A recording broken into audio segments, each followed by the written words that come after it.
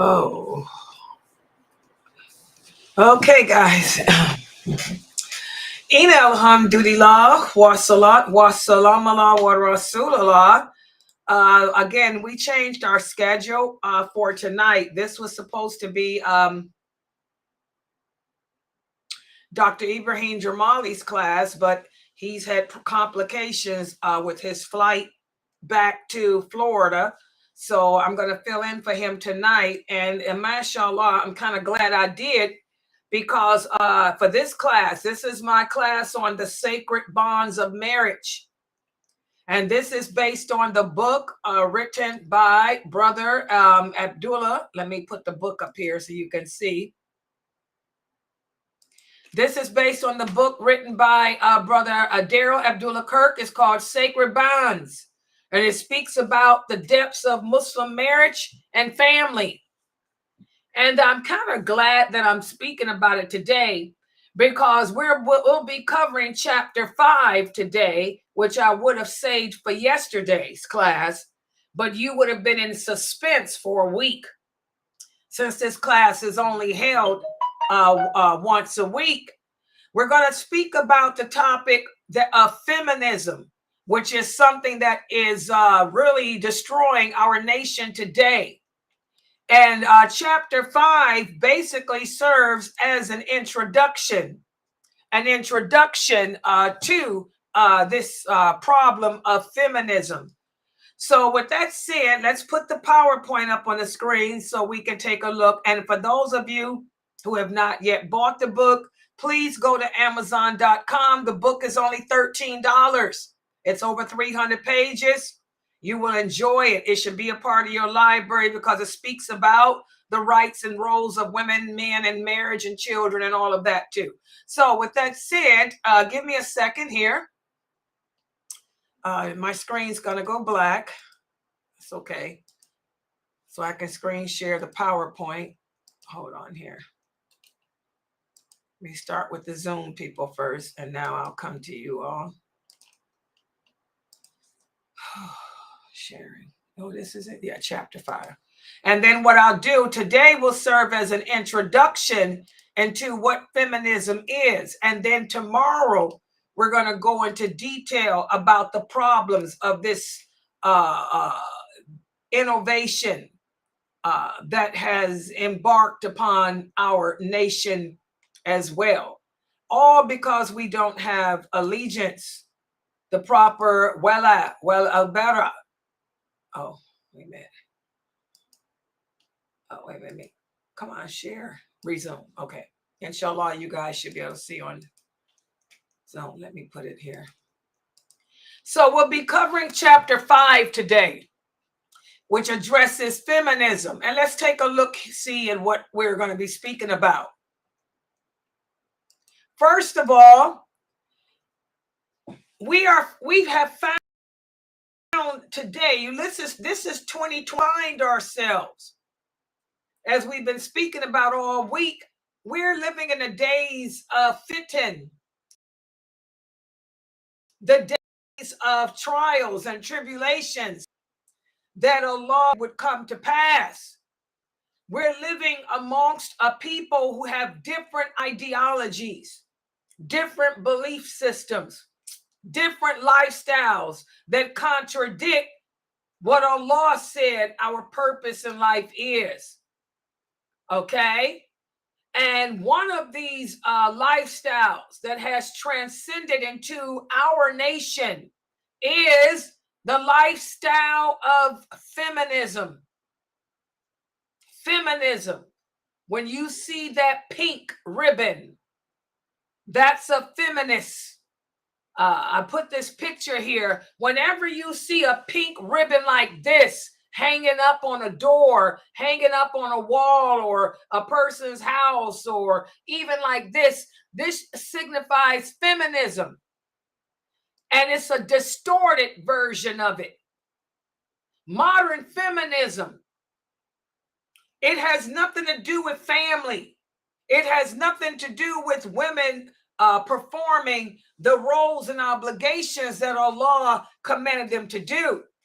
Instead, modern feminism is a destructive force that has been harnessed by Shaitan to cause enmity and destruction and confusion within our communities. Remember, the Prophet Muhammad sallallahu alaihi wasallam said that we would take on the behavior of the non-Muslims.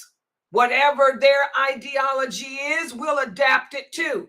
We'll allow it to infuse with our lifestyle too. Well, feminism, it's very, very, very destructive, and it's happening. And where did it begin? It didn't, believe it or not, it didn't begin here in America. Not this type of feminism. This type of feminism began in the Arab lands. Oh yeah, places like where I'm from, Egypt. Feminism is very, very strong in Egypt.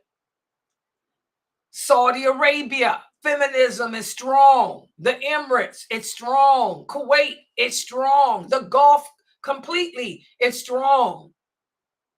The lines, the gender roles, the gender lines have become blurred. And feminism is a powerful tool that is being used to manipulate, mislead, and divide this nation. And who's paying the cost of it? The children. We have a very high divorce rate. We have a very high apostasy rate. We have a very high teenage pregnancy rate and all of that. And feminism is one of the culprits. And again, the term feminist is rather deceptive in and of itself. The original feminist movement was nothing like the feminist movement of today. The original feminist movement was a noble cause that was calling out for equal opportunities and equal rights for women, which is something that Islam already gave to us Muslim women. It wasn't until recently in the 50s that American women were given the ability to vote.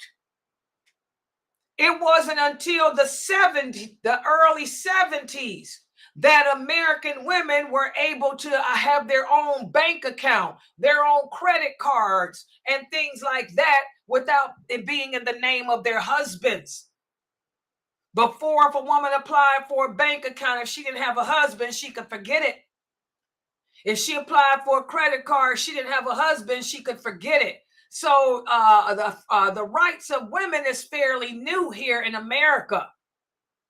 And those American women were fighting and advocating for the right to be equal to men spiritually, economically, and all of that, which is something that Allah has already given us, Muslim women. But that's not the case today. The modern interpretation of feminism has strayed away from these ideals. The modern day of feminism, it now promotes individualism over unity. The modern feminism today promotes self-interest over family bonds and family roles. The modern feminism contradicts Islam. You look in Muslim countries like even Egypt, you will find Muslim women wanting to be feminists so they can have the right to call the adhan. You got Muslim women crying out for feminism. They want to be able to lead a masjid in prayer. And believe it or not, Egypt and other Muslim countries are allowing this. They're allowing this. Subhanallah. You look here in America, like I did when one of my nephew was in the hospital sick. You know, they always call for an imam to come to visit. Well, instead of an imam coming to visit my nephew when he was sick, it was an imama, a woman from Syria, Arabic, Muslim woman calling herself an imama. She wanted to pray over my nephew and rub over his body and do ruqya. I had to tell her, not here, you won't. You ain't no imama here. You better go home and learn your place. You become westernized. You've deviated away from La ilaha illallah, Muhammadur Rasulullah. So this radical shift in what modern day feminism is, it poses a great threat to society and especially to the Islamic society, the Islamic Ummah. And again, it's not just here in America. You find it in Egypt, you find it in Lebanon, you find it in other countries. Pakistan, women taking on the role of men, leading the prayers, calling the adhan, praying with the men, side by side, ankle to ankle, shoulder to shoulder. And now modern day feminism also signifies support to be LGBTQ. Did y'all know that? If you're a feminist, you also support the right to be LGBTQ. So that's how serious a problem this is, and this has become. And we as a nation have to address it head on. We as a nation, we as Daya, we need to call the people back to La ilaha illallah, Muhammadur Rasulullah, with the understanding of those companions. We have to call the Muslims back to al-wala wal-bara. This is the problem. Our allegiance, which is the second part of that shahada, is messed up. If the Muslims around the world understood the concept of al-wala wal-bara, then there wouldn't be any feminists and all this other stuff. So it's all about coming back to the teachings of Islam. It's all about coming back to Islam and its truthfulness with the understanding of those companions. Because doing that, you will realize that Allah has given us a blueprint for everything. The blueprint on how to have a successful life in this world. The blueprint on how to have a successful life in the grave and in the hereafter. If we learn this religion and honor it, Allah has given us the blueprint.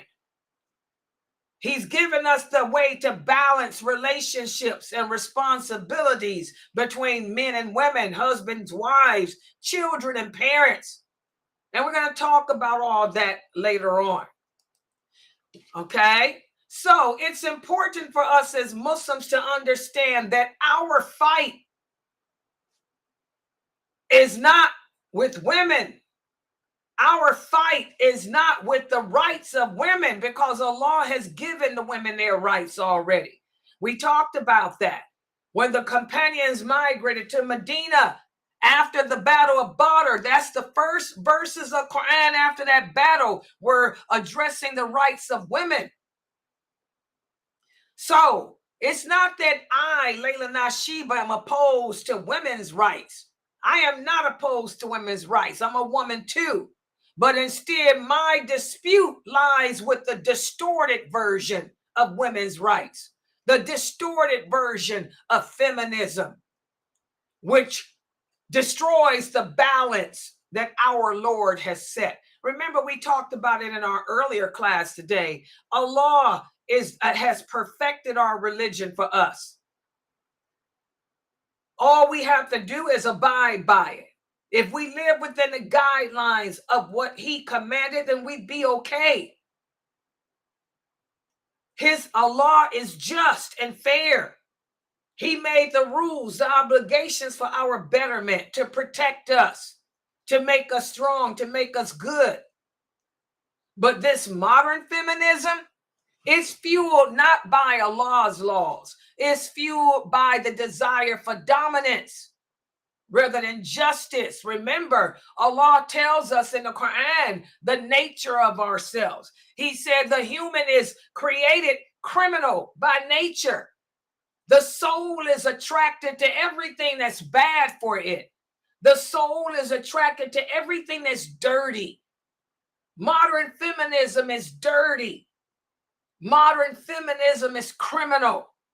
Modern feminism destroys womanhood. It's not based on good and justice. Okay? And you will find a lot of Muslim women who support this feminism movement. They claim that they're arguing for freedom. Freedom to do what? Allah has already freed you. Your home is your domain. Before Islam, you didn't have the right to be respected. Before Islam, you had to, in order to be acknowledged as a female, you had to become a public spectacle. You had to change your voice and sound like a prostitute in order to be acknowledged publicly. You had to dress in see-through clothing, revealing your body, your hidden ornaments, if you wanted attention or recognition. So what freedom do you claim you need? Allah raised you above that. You have the right to own your own property. You have the right to work. You have the right to be heard. You have the right to protect. You have a right to sue. So what freedom are you looking for? Freedom to be a man? It's not a woman's job to lead men in prayer. It's not a woman's job to be the provider and maintainer or protector of the family. It's not the woman's job to call the adhan, because all that brings attention to her, which can end up putting her in a bad situation, because I don't care how feminine you become, you're still not a man. I don't care how tough and bad a woman you are, you still can't outbeat a man. I'm a pretty tough woman. I can take you to the ground, but I can only hold you there for 5 minutes. After 5 minutes, I'm winded. I'm done. Any woman that thinks she can take out a man got a mental problem. I'm talking about take him out with her own hands and body. You got a problem. It ain't how Allah designed us. So what freedom are you searching for? And that's what I say to the Arab women out there, because again, a lot of these Arab women today are the ones screaming out for feminism. What freedom you looking for? You want the freedom to be able to date. You want the freedom to be able to have sex out of wedlock. That's what they're advocating. You want the freedom to take off your clothes and go out naked. The freedom to marry who you want to marry. And when you do that, look at a country like America where women can do all that. The women are treated like dirt still. This is a society that lacks morality, that lacks honor. The freedom that you women are searching for destroys homes. The freedom that you women are searching for pollutes the children, pollutes the earth, erodes the fabric of our society. We have to understand as Muslim women that true liberation is not found in this chaotic disruption of natural order, but true liberation is in submitting to the will of Allah. That's what makes us different than the unbelieving women. We are Muslim. Muslim means one who submits. I submit to the reality that Allah perfected everything. Allah created his creation, and he perfected it to be as he willed it to be. So I submit to his perfection. I submit to his decree. I submit to his will. That's liberation, guys. Acceptance of Allah. But the modern feminist, she doesn't see this. She wants to blur the lines. You want to go to get a job. You want to work like the men do. You want to do overtime. You want to leave your children at home with the television and the kafirs while you work 18-hour shifts like a dude. You don't want to clean the house. You don't want to cook. You want to be a man. You want to be a truck driver. You want to be a construction worker. And we wonder why our children pay the cost. So whenever the roles within the family become distorted, that's when the whole family will suffer, especially the children. The children grow up confused. Your marriage becomes a battleground, and the society that you live in begins to crumble, just like American society has crumbled. Drugs, sex, rock and roll. That's all it is here.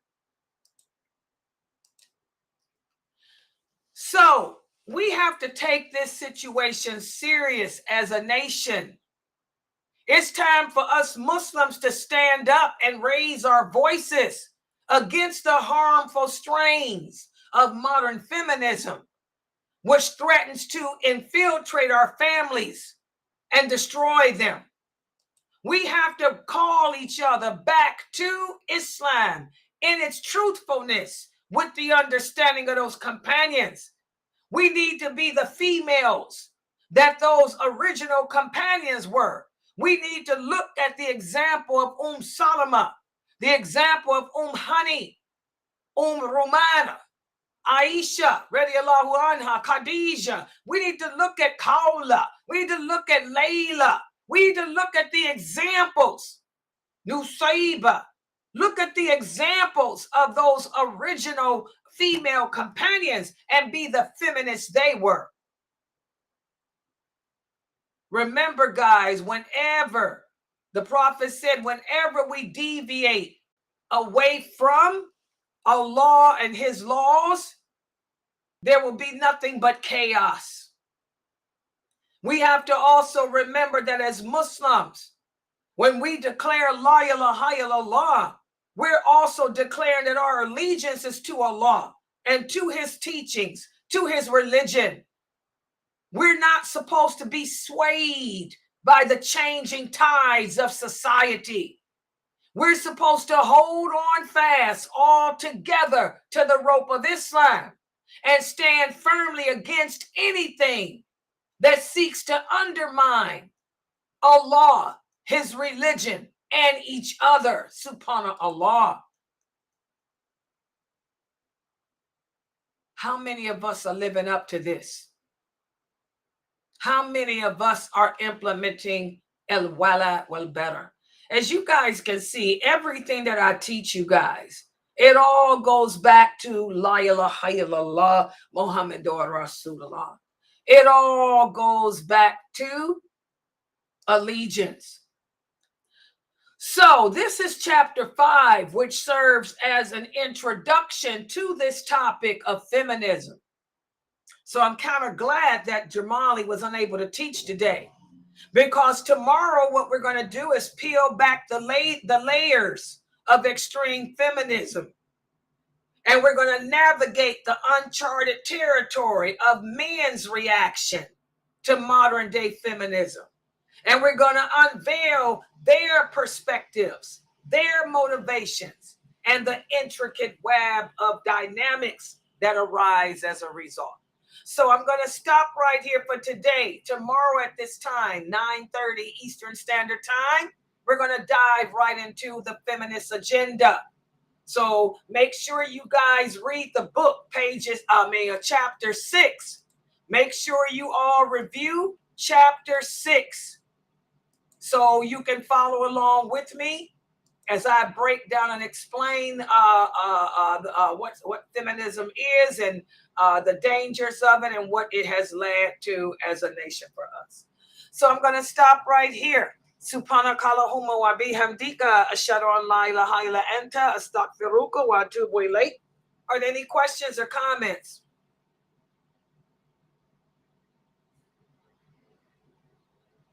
And by the way, Brother Abdullah Kirk, if you're listening to me, you did an excellent job writing this chapter. I didn't have to edit. You know what I'm saying? I'm also an editor. I didn't have to edit. This was very well written. All I had to do is copy and paste, and I read straight from you. Those were not my words. Those were all Abdullah Kirk's words. Excellent job. May Allah bless you. Ameen.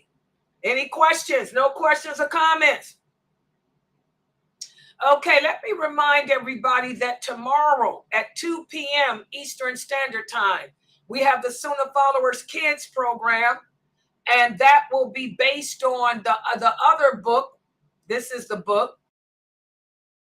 Living in this dunya, to the believer, is a prison. Living in this dunya, to the believer, is a prison. Living in this dunya, to the believer, is a prison. Only way we'll make it is Quran. I'm sorry. That's the second book. The other book that Brother Abdullah Kirk wrote.